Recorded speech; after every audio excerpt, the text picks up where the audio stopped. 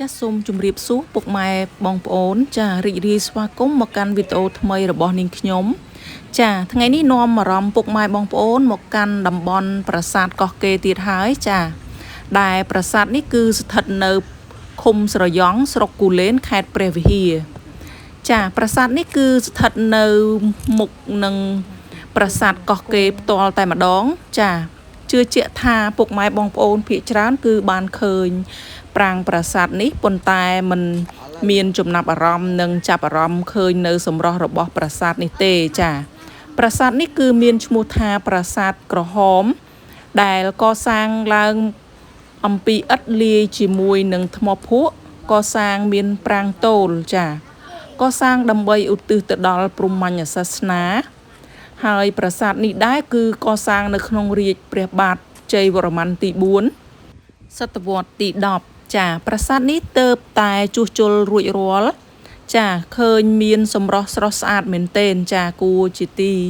តាក់ទាញដល់ភ្ញៀវជាតិនិងអន្តរជាតិឲ្យអញ្ជើញចូលមកទស្សនានៅប្រាង្គប្រាសាទមួយនេះ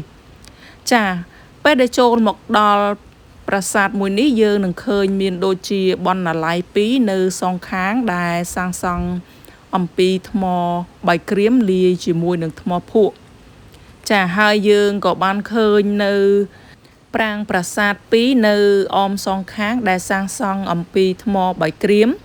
ចារោងការបាក់បែកខូចខាតអស់ច្រើនដែរចាឥឡូវបន្តចូលទៅខាងក្នុងដើម្បីទស្សនានៅប្រាង្គប្រាសាទក្រហមចានោះគឺជាប្រាង្គប្រាសាទក្រហមហើយគឺមានទំហំធំនិងខ្ពស់មែនទែនចាពិតជា